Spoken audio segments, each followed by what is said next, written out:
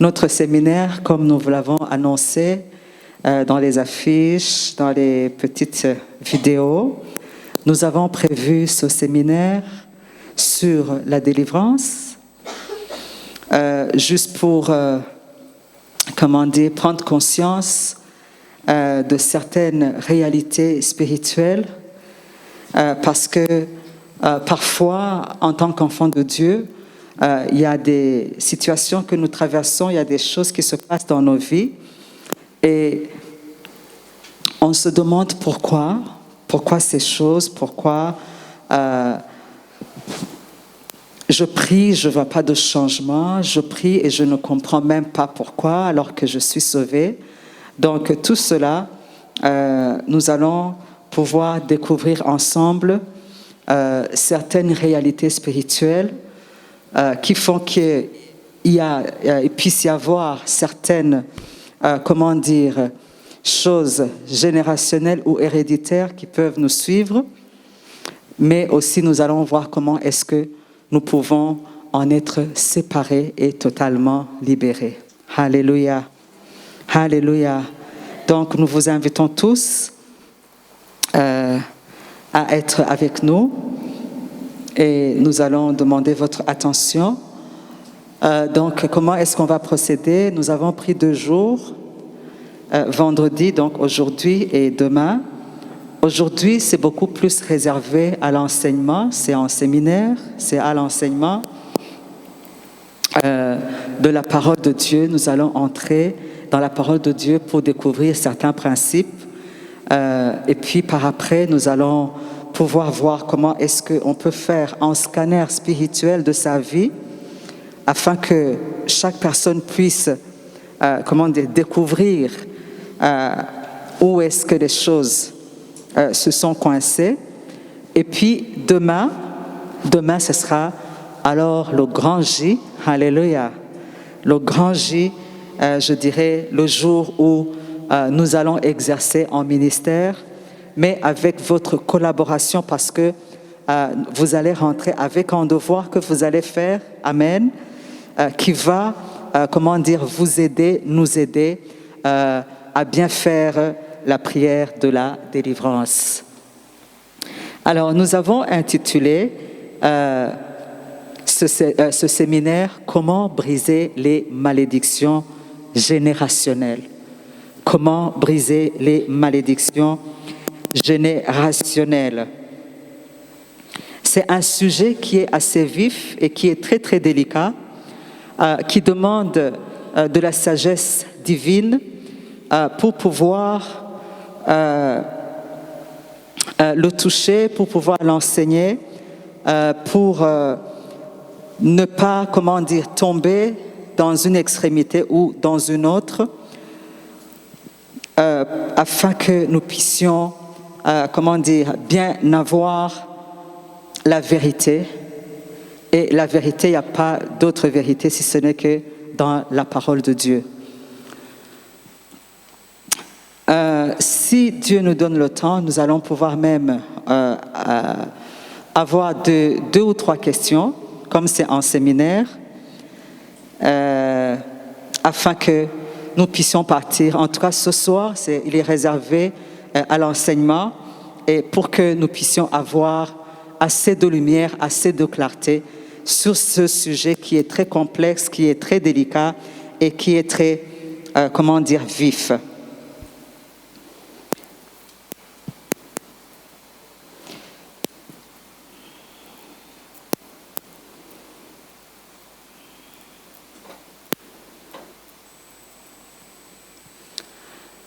Alors, nous allons d'abord commencer par une petite définition. Nous allons voir, au fait, c'est quoi la délivrance? C'est quoi la délivrance? Ou c'est quoi la libération? Nous allons lire quelques versets. Exode 20, où nous allons voir d'où viennent, ou comment est-ce que ça se fait que on puisse, être poursuivi par ces malédictions générationnelles. Genèse 20,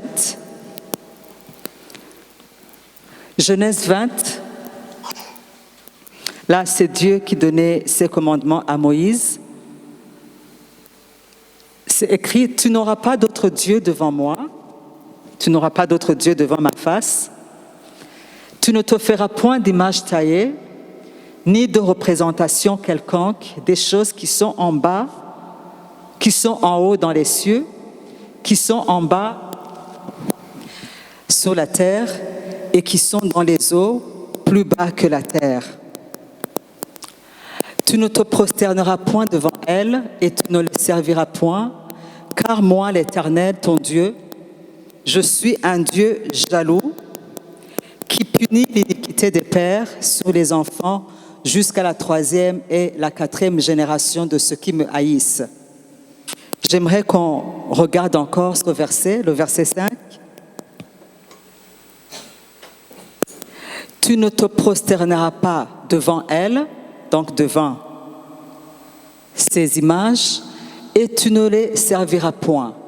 Car moi, l'Éternel, je suis un Dieu jaloux qui punit l'iniquité des pères sur les enfants jusqu'à la 3e et même à la 4e génération de ceux qui me haïssent. Verset qui suit. Et qui fait miséricorde jusqu'en 1000 générations à ceux qui m'aiment et qui gardent mes commandements. Alléluia. Ça fait, ce sont les commandements que nous connaissons tous, les commandements que Dieu a donnés à Moïse, afin que Moïse puisse les donner à qui? Afin que Moïse puisse les donner aux enfants d'Israël. Au fait, Dieu leur empêchait d'avoir d'autres dieux devant sa face. Il leur empêchait de tomber dans ce qu'on appelle communément l'idolâtrie ou l'occultisme. Pourquoi? Parce que Dieu leur disait, vous n'avez vu aucun autre Dieu. C'est moi qui vous ai, qui suis venu et qui vous ai pris de la main, de la maison de la servitude. C'est moi qui vous ai sauvé. C'est moi qui vous ai arraché de la maison de la servitude. Donc, il n'y a pas d'autre libérateur que vous avez vu. Il n'y a pas d'autre Dieu que vous avez vu, si ce n'est que moi. Donc, Dieu est en train de les avertir. Et il continue au verset 5. Il leur dit, si vous le faites, entre parenthèses, sachez que je suis un Dieu qui est jaloux. Dieu est jaloux de toi. Dieu est jaloux de moi. Pourquoi?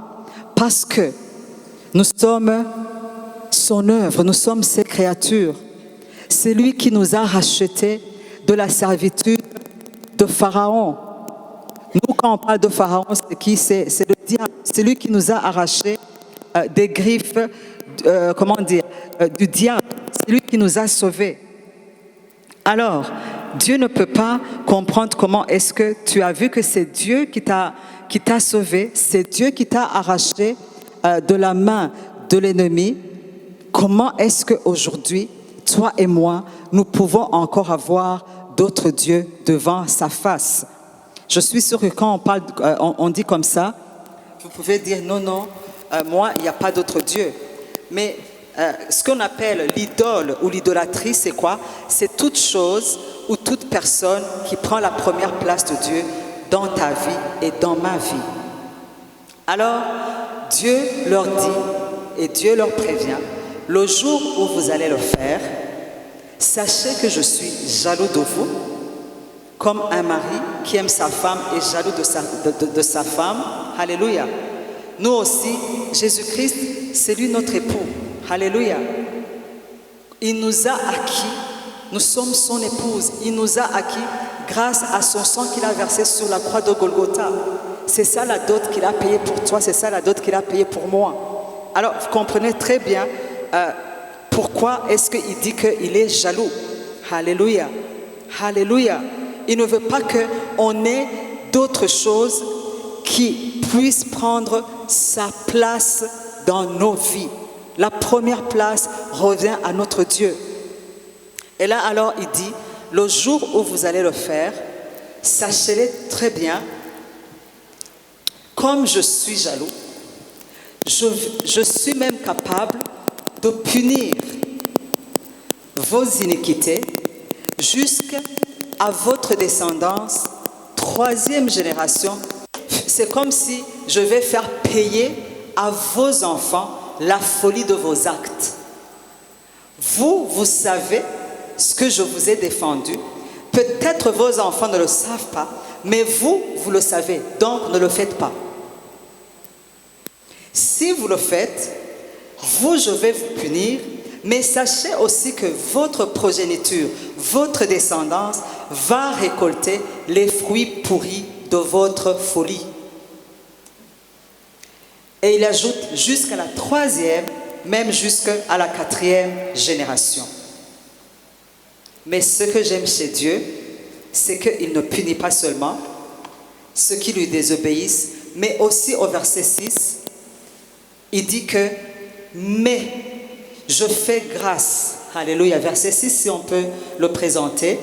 Verset 6 de ce verset même, de cette portion, je veux dire. Verset 6, 26. « Mais je fais grâce, je fais miséricorde. » Alléluia. Jusqu'en 1000 générations. La punition, c'est seulement sur 4 générations. Notre Dieu est miséricordieux. Alléluia. Mais il dit qu'il va faire miséricorde. Il va faire grâce jusqu'à 1000 générations. À qui? À ceux qui m'aiment et qui gardent mes commandements. Lisons le verset qui suit. Lamentation. C'est en verset...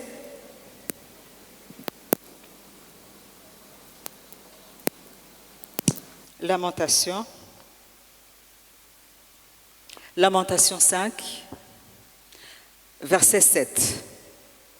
Il dit, « Nos pères ont péché et ils ne sont plus. » Et c'est nous qui faisons quoi? C'est nous qui portons la peine de leurs iniquités. Imaginez-vous, il y a des gens qui pourraient dire, « Ah non, Dieu, tu es un... » Vous osez le dire? Nos pères ont fait quoi? Ont péché. Et aujourd'hui, ils ne sont plus.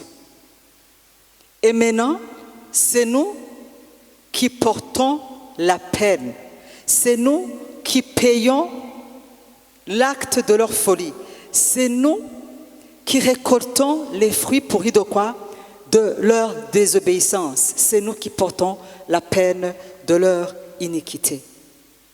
Je suis en train de vous montrer déjà comment est-ce que toi et moi, nous pouvons vivre dans les conséquences de la folie de nos parents, de nos grands-parents, de nos arrière-grands-parents et arrière-arrière-grands-parents. Comptez jusqu'à 4 générations. Et vous le savez tous, on ne va pas se voiler la face, d'accord? Nous ne sommes pas là pour nous voiler la face, mais nous sommes là pour affronter la vérité. Alléluia. Pour que nous puissions découvrir les causes ou les origines de certaines situations qui s'abattent dans nos vies, dans nos familles, non pas pour qu'on rentre en pleurant, mais pour que nous puissions savoir comment maintenant nous pouvons mettre fin à ces malédictions. Alléluia. Alléluia. Alors, nous savons tous que si tu es là et que tu as peut-être tes parents qui étaient chrétiens, gloire à Dieu. Gloire à Dieu. Mais ce n'est pas le cas pour tous. Si tu es là et que tu avais des grands-parents qui étaient sauvés, qui étaient chrétiens, qui ne marchent pas dans l'occultisme, gloire à Dieu. Mais je pense que quand déjà on va sur la génération des grands-parents, cette probabilité commence à être minime. D'accord? Si tu es là et que tu as des arrière-grands-parents qui étaient des chrétiens, qui étaient sauvés, gloire à Dieu. Mais encore une fois, nous savons, nous connaissons très bien qu'il priait qui? Kiranga pour les Burundais. Pour les Rwandais, c'était? Pour les Congolais, c'était quoi? Peut-être aussi, même les autres nationalités, alléluia, comme ils ne connaissaient pas Christ, alléluia, comme l'évangélisation n'était pas encore, pris place, sûrement, ils étaient dans l'occultisme. Et les pauvres, on ne peut pas les en vouloir, parce que eux, ils savaient qu'ils faisaient quoi? Qu'ils faisaient bien. Quand ils allaient chez le Mupfumu, ou bien quand ils allaient chez le sorcier, vous pensez qu'ils allaient faire quoi? Mettons à côté ceux qui voulaient la mort des autres. Mais il y avait ceux qui allaient chercher ce que nous cherchons chez Dieu, pour que nous puissions être bénis, pour que nous puissions être protégés, pour que nous puissions prospérer, pour que nos enfants puissent, prospérer. Alléluia. Toutes ces choses pour lesquelles nous prions en tant qu'enfants de Dieu, eux aussi, ils le faisaient. Mais malheureusement, ils s'adressaient, ils toquaient à la mauvaise porte. Donc, il ne faut pas les en vouloir parce qu'il y a des gens qui disent « Ah, ce sont eux, ah, ce sont eux, ce sont eux ». On ne sait pas, toi non plus, si tu étais à leur place, ce que tu aurais fait. Alléluia. Donc ici, nous sommes dans un séminaire, nous ne sommes pas en train de vouloir accuser nos ancêtres, accuser nos parents, mais nous sommes juste en train de voir pourquoi certaines choses, certaines malédictions générationnelles que nous voyons dans nos familles, chez les parents, les grands-parents, arrière, comment est-ce que ça peut continuer à nous suivre alors que nous ne sommes plus dans l'idolâtrie, alors que nous sommes nés de nouveau, alors que nous sommes sauvés. Pourquoi? Pourquoi? Maintenant, la première, une petite partie de la réponse, nous l'avons, c'est parce que c'est un principe spirituel. C'est Dieu qui avait défendu aux gens de faire quoi? D'avoir d'autres dieux, de se prosterner devant d'autres dieux, d'offrir des sacrifices à d'autres dieux, parce que lui seul mérite d'être adoré, est digne d'être adoré, est digne de recevoir les acclamations, de recevoir l'adoration, recevoir la révérence. Alléluia. Alors, quand Dieu voit quelqu'un qui le fait à quelqu'un d'autre, si ce n'est qu'à lui, il devient jaloux et directement, ce principe s'abat sur lui. Malheureusement, ça fait quoi? Ça a des conséquences même sur sa progéniture. Que Dieu nous aide beaucoup. Il y a une histoire que j'aime qui est dans 2 Samuel. Une histoire qui est dans 2 Samuel.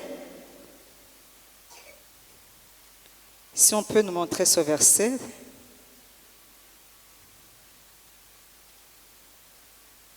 « 2 Samuel 21 ».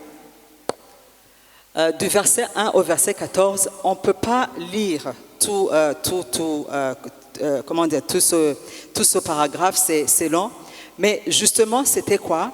C'était qui? C'était le roi David. Vous connaissez tous le roi David? Il venait juste, d'accéder à la royauté. Donc, il n'avait pas encore eu le temps de faire quoi? De commettre des péchés. Alléluia. Alléluia. Et vous savez que dans l'Ancien Testament, quand tu péchais, il y avait quoi directement? Il y avait le jugement. Ce n'est pas comme aujourd'hui. Donc aujourd'hui, nous pouvons dire merci Seigneur. Alléluia. Parce qu'il n'y a pas de jugement, direct ou qui soit physique. Mais dans l'Ancien Testament, parce qu'il n'y avait pas encore la grâce, le sacrifice de Jésus-Christ n'était pas encore donné, tu péchais et directement tu voyais quoi? Tu voyais, la peine de ton péché. Alors, le roi David vient juste accéder au quoi? Vient juste accéder au trône. Et il n'avait encore rien fait. Il marchait dans la crainte de Dieu. Et voilà, comme tout par hasard, il y a une famine qui s'abat sur le pays d'Israël. Bon, sûrement qu'au départ, il n'a pas compris. Il a dit, bon, c'est juste quelque chose qui va passer. Et la famine a perduré 1 année, 2 années, 3 ans. La Bible nous dit que c'était combien? C'était 3 ans ou 7 ans. Que quelqu'un vérifie pour nous, pour qu'on puisse être dans la vérité. Amen. C'est ici, c'est 3 ans. Aha. Imaginez-vous, le roi David, il arrive, comment dire, à la royauté, et puis il avait beaucoup de promesses. Dieu lui avait donné beaucoup de promesses. Et voilà que la première, comment dire, bénédiction qu'il accueille sur le trône, c'est quoi? C'est une famine. Et une famine qui n'est pas de 6 mois, parce qu'au moins si c'était 6 mois, peut-être qu'il y a des réserves, il y a dans le stock, donc on peut combler le vide. Mais c'était une famine de 3 ans. Alors, à un moment donné, il a dit, there must be something wrong. Il doit y avoir quelque chose qui ne va pas. C'est comme ça nous arrive. Tu commences à voir des choses qui perdurent, qui s'installent chez toi, chez tes frères, chez tes sœurs, chez les tantes. Au premier abord, on peut ne pas, vouloir chercher trop. Mais quand ça commence à prendre place, à perdurer, quand tu es quelqu'un qui est sage, alléluia, qui ne veut pas jouer le jeu de l'autruche. Vous connaissez l'autruche? Qui connaît l'autruche ici? L'autruche, c'est un oiseau vraiment qui n'est pas très sage. Pourquoi? Parce que l'autruche, quand il rencontre un obstacle, qu'est-ce qu'il fait? Il fait comme ça. Il cache sa tête dans le sable. Alléluia. Ou bien il fait, non, je n'ai rien vu. Comment ça, tu n'as rien vu? Tu as très bien vu. Alléluia. Non, tu connais la situation. Tu connais ce qui se passe dans ta famille. Tu connais, il y a même des choses qui commencent maintenant à se caractériser même dans ta vie. Tu connais, même si vraiment tu regardes, tu ouvres tes yeux, tu peux même voir que même dans tes enfants, comment, il ne faut pas jouer le jeu de l'autruche. Alléluia. Le jeu de l'autruche, ça ne profite pas. Et ça n'arrange pas la situation, ça n'amène pas la solution. La solution, je vais vous la montrer.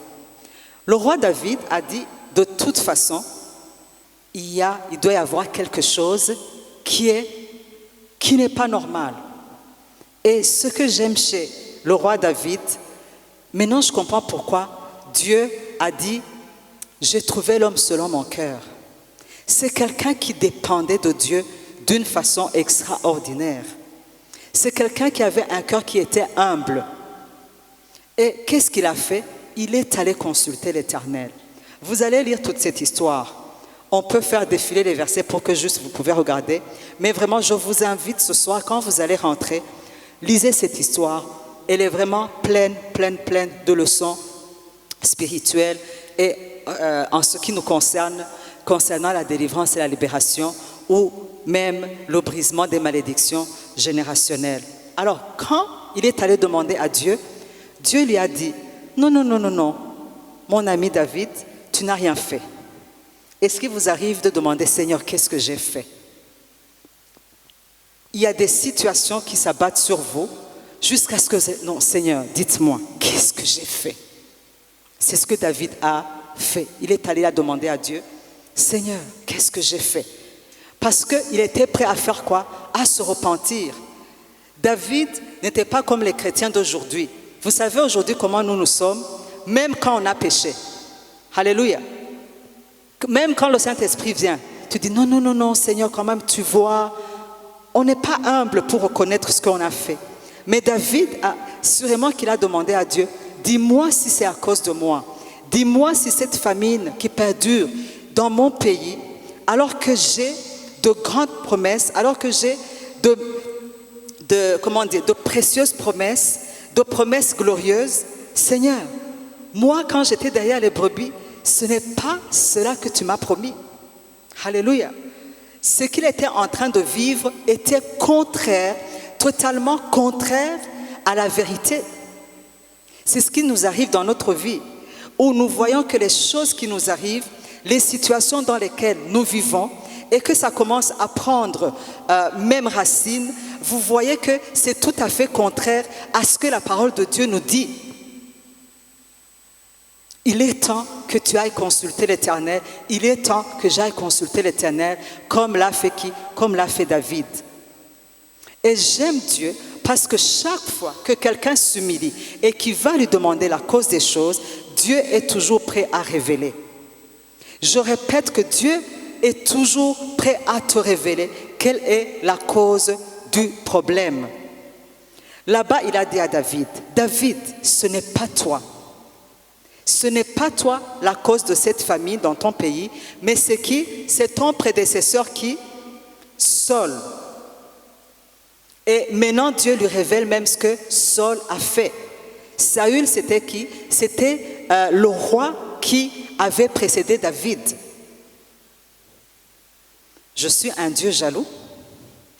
Je punis l'iniquité des pères sur les enfants jusqu'à la 3e et à la 4e génération.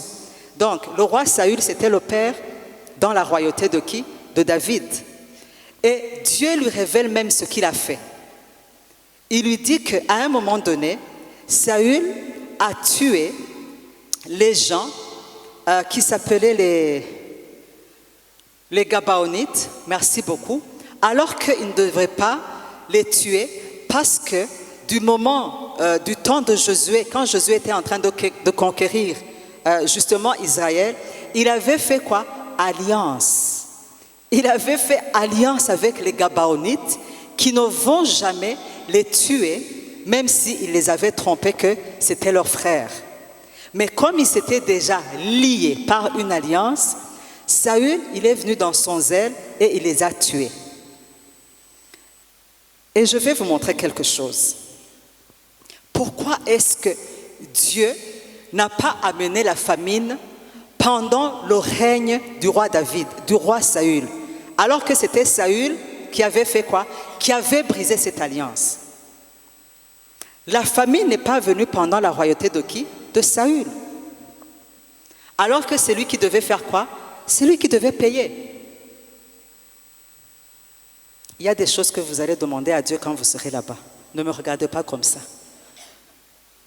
Moi aussi, je lis ces principes et j'obéis. Qui suis-je? Qui es-tu? Pour contester avec le principe de l'Éternel. Peut-être qu'un jour on va lui demander, et puis, bon, je ne sais pas même s'il va nous répondre, parce qu'il n'est pas tenu à nous répondre. Alléluia. Si tu vas lui demander, pourquoi Dieu, tu as fait ça? Pourquoi tu as mis... Alléluia. Non, de toute façon, quand on sera au ciel, nous serons dans la joie. Alléluia. Toutes ces mauvaises choses, il va faire quoi? Il va effacer nos pleurs. On ne va même pas s'en rappeler. Alléluia. Mais quand même, c'est en principe. Et David a dit, ah bon? C'est ce qui s'est passé? Et David, directement, il est rentré chez qui? Il est rentré chez les Gabaonites. Il les a appelés. Quand il les a appelés, il leur a dit, que faut-il que je fasse pour vous, pour que vous bénissiez le peuple de Dieu? Dans d'autres mots, il venait de comprendre que la bêtise ou la folie de Saül, c'était cela, la cause de la famine qui s'abattait sur Israël pendant 3 ans. David n'avait rien fait, mais que ce soit David et tout le peuple d'Israël, ils étaient en train de payer la folie de qui? D'un roi qui n'était même plus là. Et qui n'était même plus. C'est Lamentations 5:7. Nos pères ont péché et ils ne sont au moins... Juste ce titre d'exemple, ici on vous donne juste, ce sont des exemples qui vont vous permettre aussi à trouver vos données. D'accord? Parce que tout le monde ici n'a pas ça. On a mis juste ici, rien qu'un titre d'exemple. L'impudicité dans toutes ses formes. Quand on parle de l'impudicité dans toutes ses formes, c'est quoi? C'est l'adultère, c'est la pornographie, c'est la masturbation, c'est la fornication. Donc l'impudicité dans toutes ses formes. Est-ce qu'il n'y en a pas chez vous? Il n'y en a pas dans le côté paternel. il n'y en a pas dans le côté maternel. Est-ce que toi-même, tu ne l'aurais pas pratiqué? Si oui, tu écris. Parce que j'espère que tu ne veux pas rester dans ces choses et que, encore moins, tu ne veux pas que ta progéniture hérite ça. Nous devons arrêter l'hémorragie immédiatement au nom de Jésus-Christ de Nazareth. Ivrognerie, on revient sur la moralité.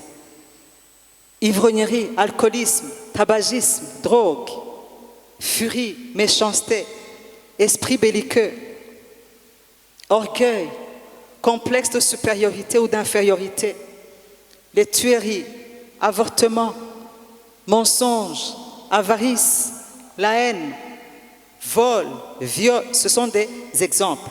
Au fait, le deuxième point concerne tout ce qui est comportemental. Les mauvais comportements, l'héritage comportemental que tu n'aimerais pas garder. Parce que toi et moi, aujourd'hui, en Jésus-Christ, nous sommes appelés à porter le fruit du Saint-Esprit. Nous ne sommes plus appelés à manifester ce genre de comportement. Alléluia. Alléluia.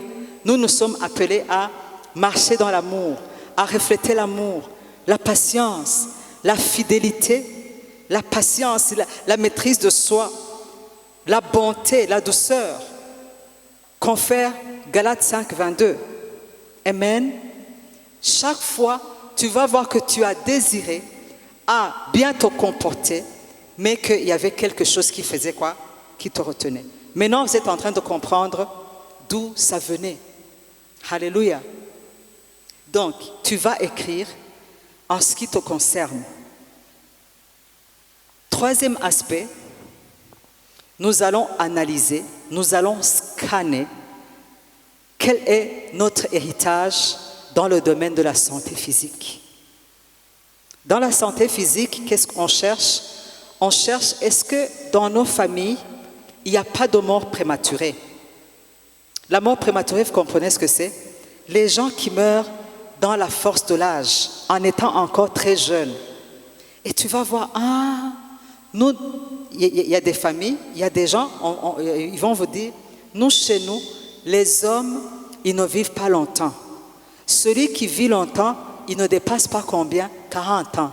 40, c'est le maximum. Et tu vas voir, depuis le grand-parent, le parent, oncle, 40 ans. Tu trouves que ça, c'est normal? Tu trouves que ça, c'est la volonté de Dieu? Non. Donc, regardez, est-ce que les gens chez vous, ils vivent longtemps? Ils ont cette bénédiction de vivre longtemps. Est-ce qu'il n'y a pas de maladie ou des infirmités héréditaires? Je m'étonne souvent quand j'entends les enfants de Dieu dire « Ah, ça c'est notre maladie. » Ok, que ceux qui n'ont pas Jésus, qui disent que c'est leur maladie, je comprends. Mais qu'un enfant de Dieu accepte le mensonge du diable, dire que lui aussi, il doit encore, ça c'est notre asthme, ça c'est la saison. Et tu ne sais pas, tout le monde chez nous a l'asthme. Moi aussi, je commence à tousser. Alléluia, au nom de Jésus, sois guéri. Alléluia, alléluia, ce n'est pas la volonté de Dieu. Ce n'est pas du tout la volonté de Dieu.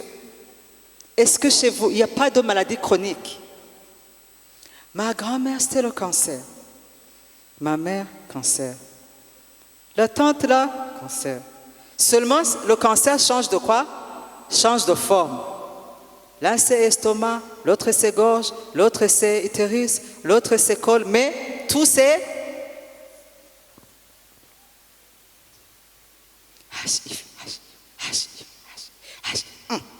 Tu penses que c'est dans votre famille seulement qu'ils commettent l'adultère? Les autres ne commettent pas. Pourquoi chez vous c'est? Vous notez. Quatrième aspect d'analyse, est-ce que vous êtes avec moi ce soir? Vous êtes en train de suivre? On scanne aussi le domaine des possessions.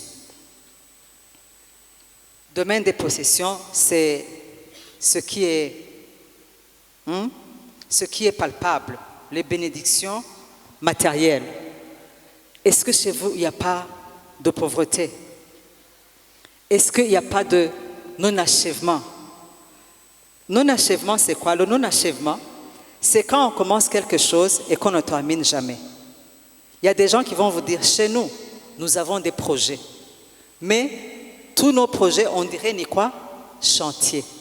Chantier. On commence, on ne termine pas. Les études, on ne termine pas. On entame les fiançailles, ça n'aboutit jamais en quoi? En mariage. Je connais quelqu'un qui a été déjà doté 4 fois. Mais pas de mariage. Ou bien, on interrompt juste la veille de la dot. Je les connais et jusqu'à ce qu'il s'est déconnecté de ces choses, maintenant il a pu se marier. Sinon, il avait déjà fait 4, si ce n'est pas 3 ou 4. Les filles juste le laissaient tomber quand il avait même déjà la veille ou quelques jours avant quoi? Avant la dot. Vous pensez que c'est normal? Une fois d'accord, 2 fois, 3 fois, 4 fois. En plus, pas seulement à un seul membre de la famille. Toutes les filles, c'est toujours comme ça. Quelle est cette onction? Non-achèvement. Non-achèvement. On démarre en business, jamais d'accomplissement. Grossesse, on a, mais toujours avortement, avortement, avortement. Ça, c'est un mauvais esprit. Mal terminé. Il y a des familles, elles terminent toujours mal. Tu les vois, ils commencent comme ça, mais à la fin, c'est... Même l'argent qu'ils ont mis de côté, ils utilisent ça pour se faire quoi? Pour se faire soigner. Ils ne laissent rien à la famille. Limitation. Limitation des familles. On dirait que le diable a dit, a mis une limite. Tu ne peux pas aller plus loin. Tu ne peux pas aller plus loin. C'est à vous d'aller scanner dans vos familles. C'est juste des exemples. Opprobre, être exploité, être méprisé. Ce qu'on appelle en Kirundi inyati.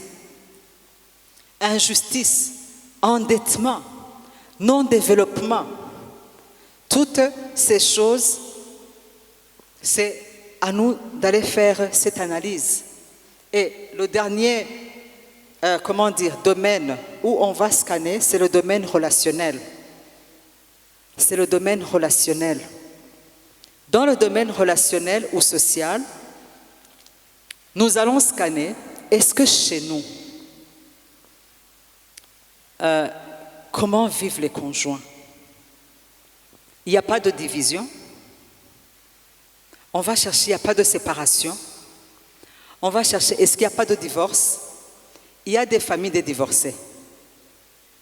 Vous savez, les relations, c'est quelque chose que Dieu nous a donné. C'est comme la bonne santé, c'est comme les possessions, c'est comme toutes ces choses que nous avons vues. Ce sont des choses que Dieu nous a données pour que nous puissions, mener une vie qui est épanouie. Alors, les gens qui ont des problèmes ou qui ont des liens dans les relations, le diable, il ne va jamais accepter à ce qu'aucune relation perdure. Et il va semer quoi? Il va semer l'esprit de division ou l'esprit de séparation. Et l'esprit de division et de séparation, comment est-ce qu'il va se manifester? Il va se manifester entre conjoints. Soit ce sont les divorces. Si les conjoints ne divorcent pas, il va s'arranger à ce qu'un soit veuf ou veuve. Et dès le plus jeune âge. Donc, il va faire que, soit vous divorcez, si vous ne divorcez pas, il y a un qui va partir. Parce que justement, cet esprit qui est là ne va pas accepter que tu jouisses de bonnes relations avec ton conjoint ou ta conjointe. C'est le veuvage, c'est être orphelin. Donc, il vient justement briser cette relation. Il va empêcher à ce que les enfants jouissent de leur relation avec leurs parents. Parce que quand il va amener le parent, les enfants vont rester quoi? Orphelins. Et tu vas voir, tiens, non.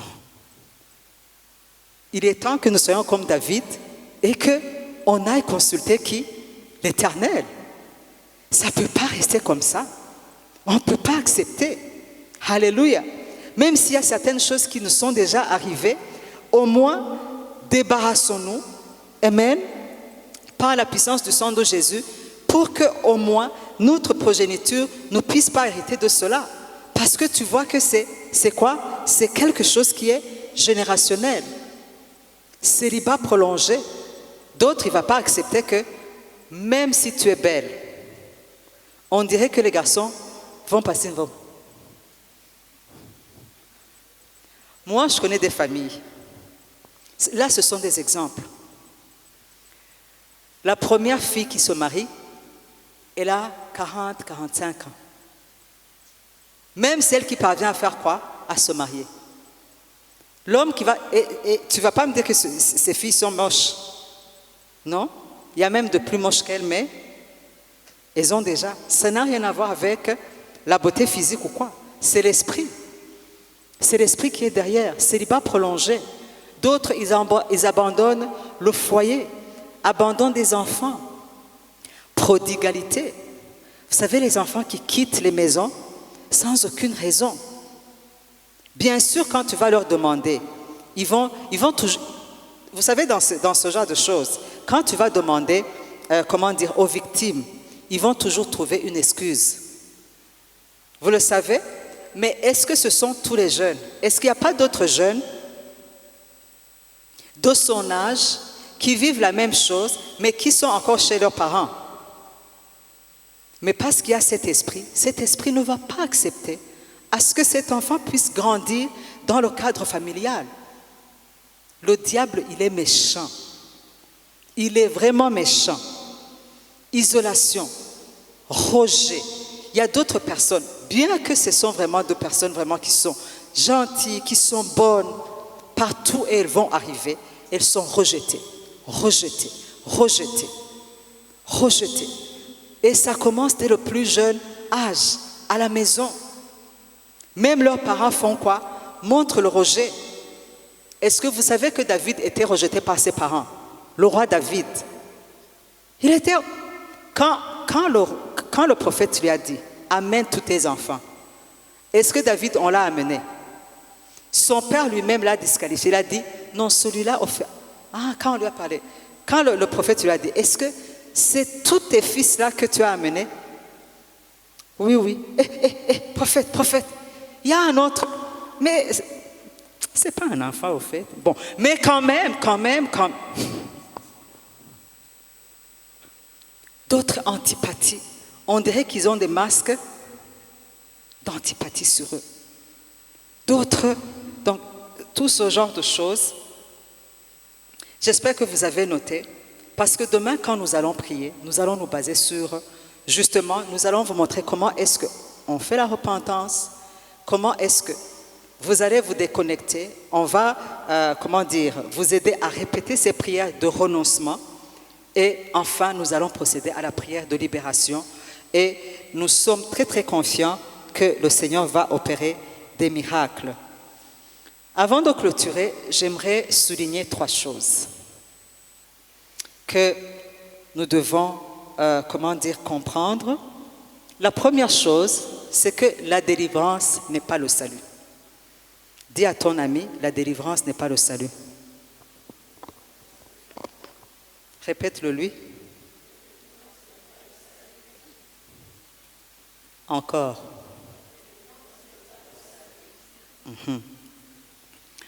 On acquiert le salut en recevant Jésus-Christ dans notre cœur comme Sauveur et Seigneur. Ça, c'est une première expérience. Tandis que la délivrance, elle nous sépare de quoi? Des liens qui nous ont enchaînés dans notre vie passée, soit à cause de nos propres péchés ou à cause des péchés de nos parents et ancêtres. Alors, la délivrance, c'est une autre prière que nous faisons, juste pour nous séparer de ces liens qui nous avaient enchaînés dans notre vie passée, et ainsi nous pouvons commencer à expérimenter de tous les avantages de notre salut en Jésus-Christ. Juste pour résumer, c'est d'abord le salut qui commence et après c'est quoi?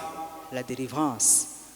En fait, la délivrance, ce sont ces petits soins. Vous voyez, quand un enfant vient de naître, on a besoin de couper les cordons ombilicaux, lui donner quelques soins, enlever les trucs dans le nez, dans les oreilles, dans la bouche, pour qu'il puisse commencer à jouir de la vie, de cette nouvelle vie dans laquelle il vient d'être introduit. Amen. Nous aussi, c'est la même chose. Nous avons, représenté la délivrance comme l'exemple de Lazare. Lazare, il était ressuscité. Alléluia. Mais on devait lui faire quoi? Le délier. Pour qu'il puisse vivre.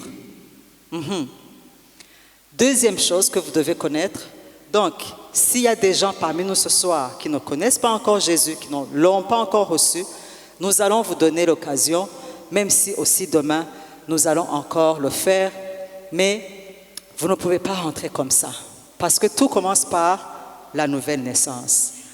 Après la délivrance, ça c'est une autre deuxième chose qui est très très importante, une vie d'hygiène mentale est requise, sans laquelle une rechute reste inévitable et totale.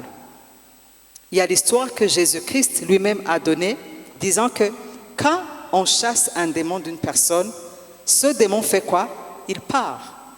Mais il ne va nulle part, t'en fais pas. Il sort de toi parce qu'il a été obligé de sortir au nom de Jésus. Amen. Mais il va continuer à rôder autour de toi. Amen. Pour voir comment est-ce qu'il peut encore rentrer. Alléluia. Donc, si toi et moi, après la délivrance, nous ne faisons pas attention pour fermer tous les accès du démon ou des démons qui ont été sortis, ils vont revenir et ils vont revenir très, très, très forts et renforcés.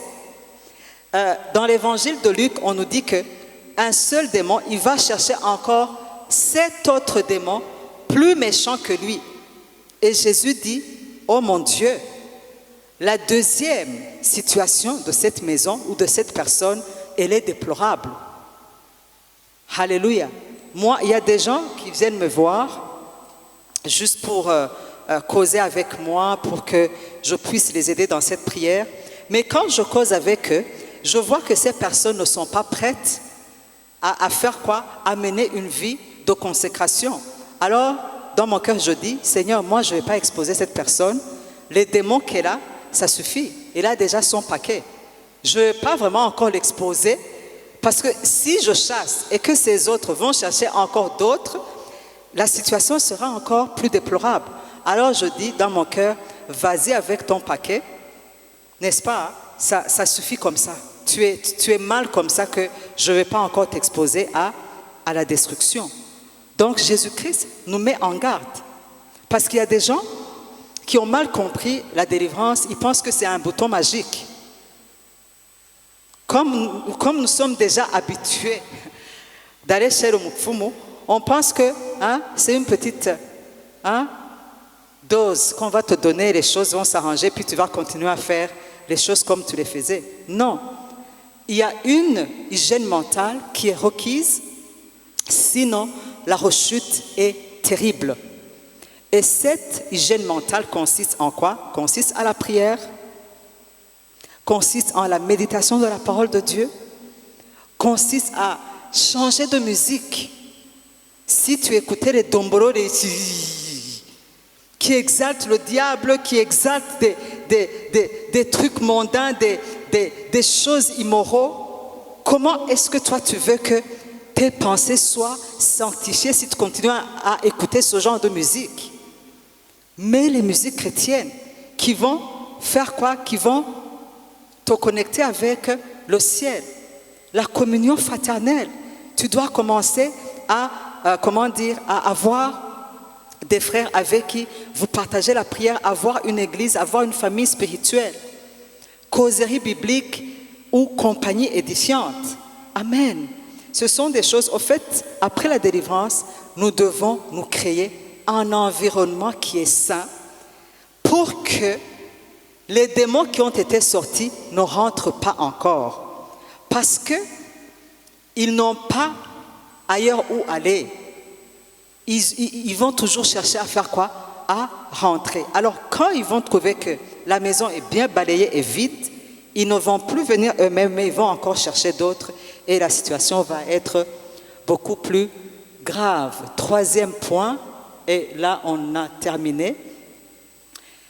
Une fois libérés et restaurés, nous avons la responsabilité d'aller aider les autres à retrouver, à recouvrer leur délivrance et leur restauration. Que Dieu vous bénisse abondamment. Amen. Nous avions prévu une session de quelques 3 questions, mais il est déjà 20 heures. Peut-être demain, nous pourrons recevoir, avant de commencer, nous pouvons recevoir quelques questions. Ce sont des questions d'éclaircissement, juste pour pour que vous puissiez bien comprendre, auxquelles nous allons répondre. Et après, nous allons pouvoir prier pour vous. Ce qui est important, c'est que vous ayez compris et que vous avez très très bien compris comment est-ce que vous pouvez faire ce scanner spirituel. Ce sont les 5 aspects de notre vie. Le premier aspect, c'est la spiritualité.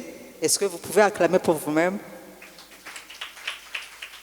Deuxième aspect, moralité ou comportement. Troisième aspect, santé physique. Quatrième aspect, les possessions, les bénédictions matérielles. Et dernière, relation. Que Dieu vous bénisse. On peut avoir le piano et nous allons prier juste pour clôturer.